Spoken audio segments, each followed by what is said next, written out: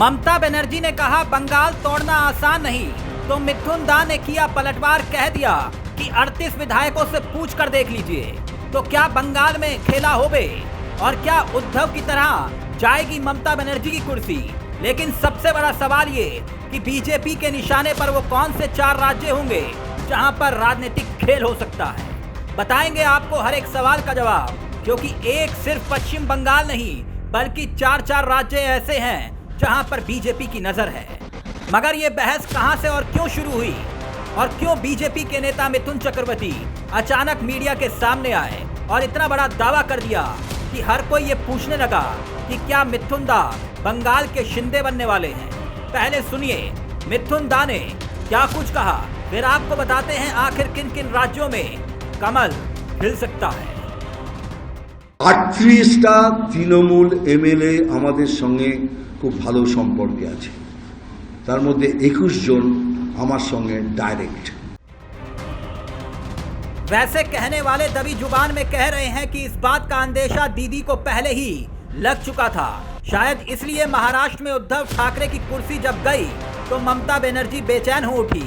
उनके सुर भी कुछ बदले बदले से हैं ताकि सरकार बची रहे, लेकिन ऐसा लगता नहीं है कि कुर्सी अब ज्यादा दिनों की मेहमान है। वैसे भी राजनीतिक गलियारों में कहा जाता है कि पीएम मोदी से जिसने भी दुश्मनी ली, अमित शाह उससे एक ना एक दिन बदला जरूर ले लेते हैं और बदला लेने का इससे अच्छा मौका नहीं मिल सकता।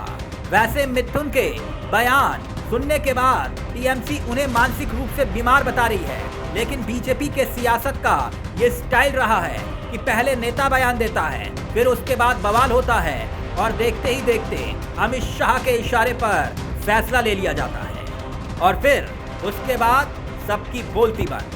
तो आपके जहन में सवाल होगा वो 4 राज्य कौन से हैं और क्या वाकई बंगाल में ममता की सरकार जाने वाली है। पहले ममता की सरकार क्या इतनी आसानी से चली जाएगी, तो इस सवाल का जवाब भी आप जान लीजिए। मिथुन दा ने दावा तो कर दिया विधायक उनके संपर्क में हैं, मगर विधानसभा का रूप क्या है अब वो भी देखिए। बंगाल विधानसभा चुनाव में टीएमसी ने 294 में से 213 सीटें जीती, जबकि बीजेपी के पास पश्चिम बंगाल में 77 सीटें हैं। अगर 38 विधायक बीजेपी के पास आ भी गए तो बीजेपी में विधायकों की संख्या 115 हो जाएगी, जो बहुमत से 32 सीटें कम हैं। यानी अगर बंगाल में महाराष्ट्र वाला खेल करना है तो 70 विधायकों की जरूरत पड़ेगी। हालांकि महाराष्ट्र में भी याद कीजिए, शुरू में शिंदे के साथ 20 विधायक थे, बाद में ये संख्या 40 के पार हो गई। महाराष्ट्र के साथ साथ बीजेपी की नजर जिन 4 राज्यों में हो सकती है, आइए उस पर भी नजर डाल लेते हैं। उसमें नाम छत्तीसगढ़ का फहरिस्त में बताया जा रहा है, दूसरा नाम झारखंड का और तीसरा नाम बंगाल के साथ साथ राजस्थान का भी है। बंगाल से पहले छत्तीसगढ़ में टीएस के इस्तीफे ने खेल क्या शुरू कर दिया है और झारखंड में द्रौपदी मुर्मू का समर्थन कर हेमंत सोरेन ने संकेत दे दिया कि हम बीजेपी के सामने नतमस्तक हैं। तो वहीं राजस्थान में पायलट पहले ही तैयार बैठे हैं। हालांकि उनका मूड कुछ बदला बदला सा लग रहा है, लेकिन कहते हैं कि बीजेपी जहां बहुमत में होती है वहां तो सरकार बनाती है, लेकिन जहां बहुमत में नहीं होती वहां सरकार जरूर बनाती है।